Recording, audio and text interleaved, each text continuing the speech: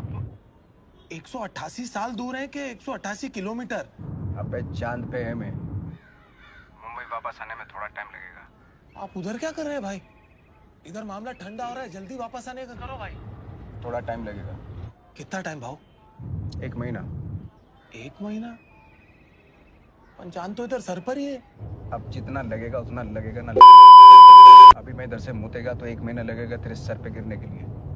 अस्सलाम वालेकुम and welcome to another video. भाई इंडिया वालों, सबसे पहले आपको बहुत बहुत बहुत मुबारक हो चंद्रयान 3 के सेफली एंड सक्सेसफुली मून पर लैंड करने के लिए। सल्यूट है आप लोगों को। भाई एक तो विराट कोहली भी आपके पास है, कैटरीना, दीपिका, आमिर खान, शाहरुख खान, ये सब आपके पास है। ऊपर से चांद पे भी आप सबसे पहले पहुंच गए।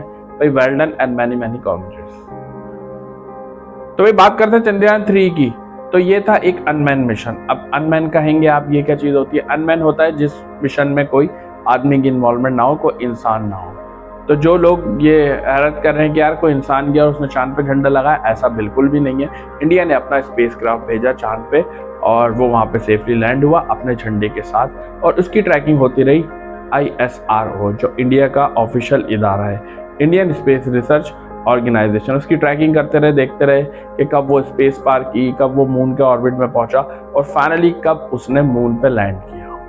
23 अगस्त 6:23 PM इंडियन टाइम के मुताबिक इंडिया ने वो अचीव किया जो आज तक सिर्फ 3 ममालिक ने अचीव किया था, कि उनका झंडा अब चांद पर है। हमारे से सिर्फ झंडे पे चांद है, लेकिन उनका झंडा चांद पर है। जी हाँ, इस तरह इंडिया का चंद्रयान 3 सक्सेसफुल हुआ।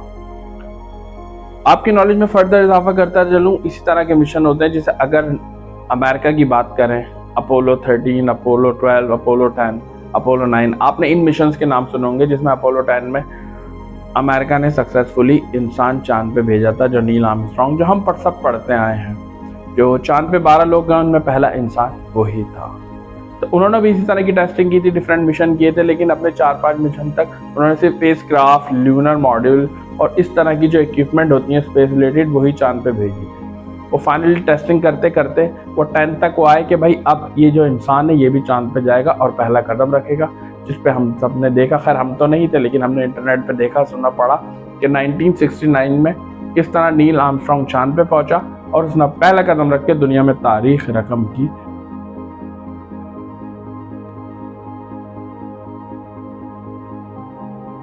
और अपना जो नाम है वो सुनहरे हर्फों से लिख दिया रिकॉर्ड की किताबों में, क्योंकि पहला हमेशा पहला ही होता है। वही वाली बात है ना, दी इडियट्स में सर सहासर बुद्धे फरमाते हैं, जो फर्स्ट होता है सिर्फ उसे इंसान को जानती है, जो सेकंड आता है उसे कोई नहीं जानता। ये हकीकत है। आज हम सबको नील आर्मस्ट्रांग का नाम रटा हुआ है, लेकिन चांद पे रखने वाला जो इंसान था दूसरा कदम, उसका नाम शादिर और नादिर किसी को पता होगा।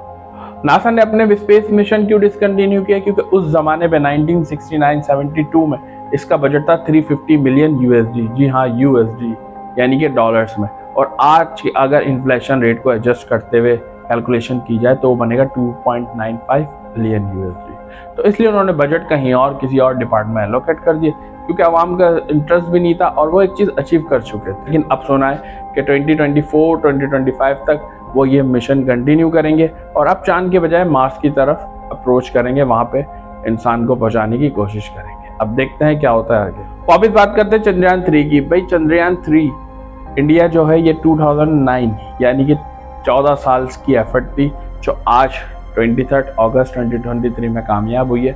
चंद्रयान 1 लॉन्च हुआ था बैक इन 2008, जो तकरीबन 1 साल का प्रोजेक्ट था, और उन्होंने कोई स्पेसक्राफ्ट इस तरह की चीज़ पहुंचाई थी, उससे ट्रैकिंग कर रहे थे और ये सब चीज़ें चल रही थी। लेकिन तकरीबन 1 साल में उनका राब्ता मुंतका हो गया और वो मिशन फेल हो गया। उन्होंने डिक्लेयर कर दिया और पूरे 10 साल बाद चंद्रयान 2 लॉन्च किया कि फाइनली अब चांद पे हमारा झंडा लगेगा। लेकिन चांद से सिर्फ 100 किलोमीटर की दूरी पे वो है डैमेज हो गया, ब्लास्ट हो गया।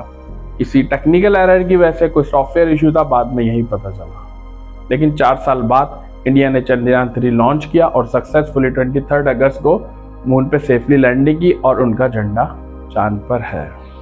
अगर आप भी चाहते हैं कि आपके मुल्क का झंडा चांद पर हो तो आपने घबराना नहीं है। सिर्फ आपने किसी ऐसे मुल्क का वीज़ा पकड़ना है, सोवियत नेशन तो है नहीं, US, रशिया या इंडिया का, और पहुंच जाए और आप प्राउडली कहें कि हमारा भी झंडा चांद पर। पाकिस्तान जिंदाबाद। मिलते हैं इंशाल्लाह नई वीडियो में, तब तक के लिए अल्लाह हाफिज।